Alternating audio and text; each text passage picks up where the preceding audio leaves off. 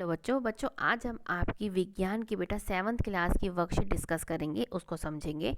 और जो वर्कशीट का जिसको आप कार्यपत्रक बोलते हैं हम सब, उसकी जो संख्या है वो है 21 और जो हमारी डेट है वो है 11 दिसंबर 2020। ठीक है बच्चों, आज इसमें जो हम पढ़ेंगे समझेंगे वो है मानव में पाचन के। मानव में जो पाचन है वो किस प्रकार से होता है, उसमें कौन कौन से अंग हमारे शामिल होता है। ठीक है, तो हम समझते हैं। सबसे पहले क्या है, आपकी जो जीभ दिखा रखी है। ठीक है, अब क्या मुख और मुख गुहिका, जो आपका जो आप पूरा आप जब माउथ खोलते हो आपका वो क्या मुंह होता है, और उसके अंदर जो होता है आपका, जैसे आपका ये जो आपका ये दिखा रखा है ये क्या है, आपका माउथ है। ठीक है, मुख है, और ये जो इसकी ये है ये क्या है, मुख गुहिका है। ठीक है, तो क्या है, भोजन का ग्रहण मुख द्वार से होता है। जो आपका जो खाना होता है आप क्या मुंह से लेते हैं उसको। आहार को शरीर के अंदर लेने की प्रक्रिया अंत्य ग्रहण कहलाती है। जैसे आप खाना अंदर लेते हैं तो उस प्रक्रिया को आप बोलते हैं अंत्य ग्रहण की प्रक्रिया। ठीक है, अब आपने खाना ले लिया, अपना क्या है, अब निगला हुआ खाना जब आप खाना लेते हैं उसको क्या सटकते हैं, निगलते हैं। तो निगला हुआ खाना जो है वो ग्रास नलिका में जाता है। ये जो आपकी है ये ग्रास नलिका है, जिसको आप इंग्लिश में इसोफेगस भी बोलते हैं, फूड पाइप भी बोलते हैं। ग्रासिका की भित्ति के संकोचन के से भोजन नीचे की ओर जाता है। क्या है इसमें ना, जो लगातार क्या संकुचन होता रहता है, बार बार सुकड़, ये क्या सुकड़ता है फैलता है, सुकड़ता है फैलता है, सुकड़ता है फैलता है, इसमें क्या संकुचन होता रहता है। और इसी जिसको आप बड़े क्लास में जाकर पेरिस्टालसिस इंग्लिश में पढ़ेंगे। ठीक है, इसको हिंदी में याद नहीं आ रहा किस कौन से टर्म को इस टर्म को क्या बोलते हैं। तो इसमें क्या है, लगातार इसमें क्या बेटा संकुचन होता रहता है, बार बार संकुचन होता है। तो क्या है, ये जो खाना आपका जो निकला हुआ होता है वो क्या है आपका नीचे जाता है। कहाँ जाता है, आपका पेट में। जैसे आप ये देख रहे हैं कि अमाशय, अब आपका क्या खाना अमाशय में पहुंच गया। अमाशय मोटी भित्ति वाला एक थैलीनुमा, ये क्या एक थैलीनुमा बैग होता है। यह एक और ग्रासिका से खाद्य पदार्थ प्राप्त करता है, तथा दूसरी ओर शुद्रांक में खुलता है। ये क्या है, एक तरफ तो देखो ये क्या है, ग्रासिका से खाना ले रहा है, प्राप्त कर रहा है, और एक तरफ क्या है, ये यहाँ पे ये आपके क्या है, शुद्रांश है, यहाँ पे ये इस खाने को क्या है डाल देता है, ये खुलता है। मतलब अमाशय का जो आंतरिक स्तर होता है, सतह होती है, स्वात्य में सिक्रिएट करती निकालती है। ये जो आपके यहाँ पे है ये क्या है, तीन जो आपके ये दिखाई दे रहे हैं ये तीन चीज निकालती है। ठीक है, शमिलेश, पाचक रस और हाइड्रोक्लोरिक एसिड, ये क्या है, शलेश मल। अमाशय के आंतरिक स्तर को सुरक्षा प्रदान करता है। जो ये इसका आंतरिक स्तर है इसको सुरक्षा प्रदान करता है। पाचक रस क्या होता है, प्रोटीन को क्या सरल पदार्थों में तोड़ देता है। और जो आपका हाइड्रोक्लोरिक है वो क्या करता है, जो अमेक ये अम्ल अनेक ऐसे जीवाणुओं को नष्ट करता है जो भोजन के साथ वहाँ तक क्या है, यहाँ तक पहुँच जाते हैं। साथ ही ये माध्यम को अम्लीय बनाता है, जिससे क्या पाचक रसों का क्रिया करने में सहायता मिलता है। क्या है ये हाइड्रोक्लोरिक, क्या करता है, सबसे पहले तो जो आपके खाने में जो है जीवाणु आ जाते हैं उनको क्या वहीं पे ये मार देता है। दूसरा, जो इसका जो अंदर का जो एनवायरनमेंट है, माध्यम है, इसको क्या है अम्लीय करता है, और जिससे क्या जो आपके जो पाचक रस है, तो है क्योंकि जो आपके पाचक रस है वो जो आप जब आपका जो माध्यम अम्लीय होगा तभी वो काम कर पाएंगे अच्छे से। इसलिए क्या है, वो जो इसका माध्यम होता है वो अम्लीय कर देता है। ठीक है, इसके बाद क्या है आपका, ये जो आपका छोटी आंत होती है जिसको आप शुद्रांक बोलते हैं, ये क्या यकृत से भी क्या है बहुत सारे जो सिक्रीट्स होते हैं वो लेता है। क्या यकृत, यकृत शरीर की सबसे बड़ी ग्रंथि होती है ये आपकी। ठीक है, ये आपका क्या है, यकृत है। यह पित्त रस का स्वात्रित करता है, मतलब निकालता है, जो एक थैली में संग्रहित हो जाता है, जिसको हम पित्ताशय बोलते हैं। पित्त रस वाला पित्त वसा के पाचन में महत्वपूर्ण भूमिका निभाता है। फिर क्या पित्ताशय, जैसे आपको ये रहा, अग्नाशय एक बड़ी ग्रंथि है। ठीक है, ये आपका पित्ताशय दिखा रहा है। अब क्या है अग्नाशय, अग्नाशय क्या है आपका ये रहा, कि अग्नाशय एक बड़ी ग्रंथि है जो अमाशय के ठीक नीचे, यहाँ पे ठीक नीचे क्या है, यहाँ पे पाई जाती है, जिसको आप पैनक्रियाज बोलते हैं इंग्लिश में।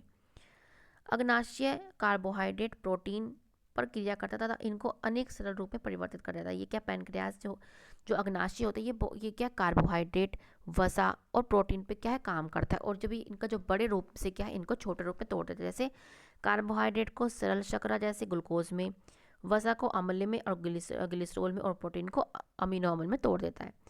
अब आपकी आती है शुद्रांक। शुद्रांक शुद्रांत्र क्या है आपका, अत्यधिक कुंडलित होती है, मतलब ये बहुत ज़्यादा फोल्डेड होती है, बहुत ज़्यादा क्या है इसे लिपटी हुई होती है। इसकी जो लगभग जो इसकी लंबाई होती है वो 7.5 मीटर होती है। जब आप इसे खोल लेंगे तो देखेंगे कि 7.5 मीटर लंबी होती है।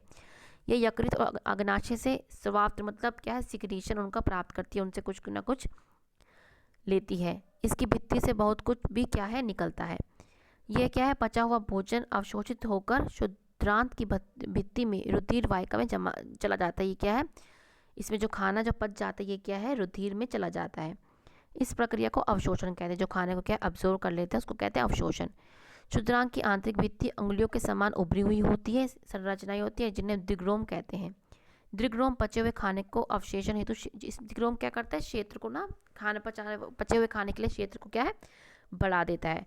और भोजन का वह भाग जिसका पाचन तथा या अवशोषण नहीं होता वो बृहद्रांत में चला जाता है। कहाँ चला जाता है, बृहद्रांत में। बृहद्रांत में इसका मतलब होती है लार्ज इंटेस्टाइन। आपने लार्ज इंटेस्टाइन सुनी, ये जो क्या है आपकी बृहद्रांत है, ठीक है। ये क्या है, जब आपको खाना क्या है बृहद्रांत में चला जाता है। जो आपके शुद्रांत की अपेक्षा ये जो बृहद्रांत होता है ये चौड़ी होती है, किसकी अपेक्षा, शुद्रांत की। इसकी लंबाई 1.5 मीटर होती है।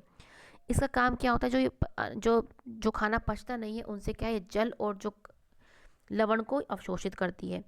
और बचा हुआ अपचित पदार्थ जो मतलब पचता नहीं है आपको, वो मलाशय में चला जाता है तथा अर्ध ठोस मल के रूप में रहता है। समय समय पर ये गुदा द्वार यह मल बाहर निकलता है जिसे हम निष्कासन कहते हैं। जो फीकल जब आपके लैट्रिन जाते हैं, ये वही बता रखा है कि समय समय पर आप जाते हैं और इस प्रक्रिया को क्या कहते हैं, निष्कासन। क्या बोलते हैं, निष्कासन। तो बच्चों मुझे पूरी उम्मीद है आपको समझ में आ रहा होगा। अब हम इसके क्वेश्चंस पे आते हैं कि यकृत, लेकिन मुझे आपको ये भी पता है कि आपको थोड़ा सा भारी लग रहा होगा समझना, लेकिन आप जब एक दो बार अपने आप शांति से इसको पढ़ेंगे ना, एक एक चीज़ तो आपको क्या है हर चीज़ क्लियर हो जाएगी। अब क्या यकृत का क्या कार्य होता है, क्या कार्य होता है, हम यहाँ से आपको ना यकृत का लिख दें। यकृत को आप बेटा इंग्लिश में लीवर भी बोलते हैं। क्या है, यकृत शरीर की सबसे बड़ी ग्रंथि, यह पित्त का स्वातंत्र करती है। क्या है, ये पित्त को क्या है निकालती है। इतना क्वेश्चन बस आप लिखना, ठीक है। तो ये आपका पूरा हो गया। नेक्स्ट है आपका कि पाचन तंत्र के कौन से भाग द्वारा ये क्रियाएं होती है, ठीक है। कौन सी, जीवाणु नष्ट कहाँ से होता है आपका, अमाशय से। आप क्या लिख देंगे, पहला क्या है, अमाशय। अमाशय जिसको आप क्या बोलते हैं, दिखा भी दूँ कहाँ पे आपका, ये कोई अमाशय, ये रहा आपका क्या है अमाशय। इसको आप स्टमक भी बोलते हैं। तो पहला क्या है आपका, एक क्या है आपका अमाशय। अमाशय में क्या होता है, जीवाणु नष्ट होते हैं, अमाशय। आमाशय, इसको आप स्टमक भी बोलते हैं, अमाशय। दूसरा क्या है कि आपका भोजन संपूर्ण रूप से कहाँ पचता है, आपका शुद्रांक में पहुँचता है, शुद्रांत। इसको आप स्मॉल इंटेस्टाइन भी बोलते हैं। तो ये आपका बी है, ये आपका ए है। अब नेक्स्ट क्वेश्चन है कि द्विग्रोम तथा रसाकुर किन्हें कहते हैं। ये क्या है आपका, ये रहा कि शुद्रांत की आंतरिक भित्ति पर उंगलियों के समान उभरी हुई संरचनाएं होती हैं जिन्हें हम द्विग्रोम या रसाकुर कहते हैं, ठीक है। तो ये आप यहाँ से बेटा आपका थर्ड क्वेश्चन यहाँ से इसको लिख लेना। नेक्स्ट क्वेश्चन है कि मानव तंत्र का एक स्वच्छ नामकिंत है ना, स्वच्छ, जिसे नाम भी लिखने हैं आपको, वो बनाइए। क्या है आपको इशारा लिखना है, बनाना है ढंग से।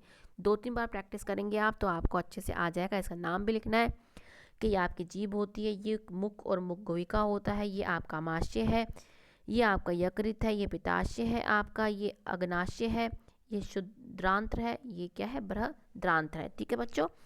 मुझे उम्मीद है बच्चों तो क्या आपके समझ में आ गई होगी। तो बच्चों एक रिक्वेस्ट ये सुन लीजिएगा कि ये जो चैप्टर है, ये जो चीज़ आपको बता रखा है, इसको 2-3 बार प्लीज़ रिवाइज कीजिएगा।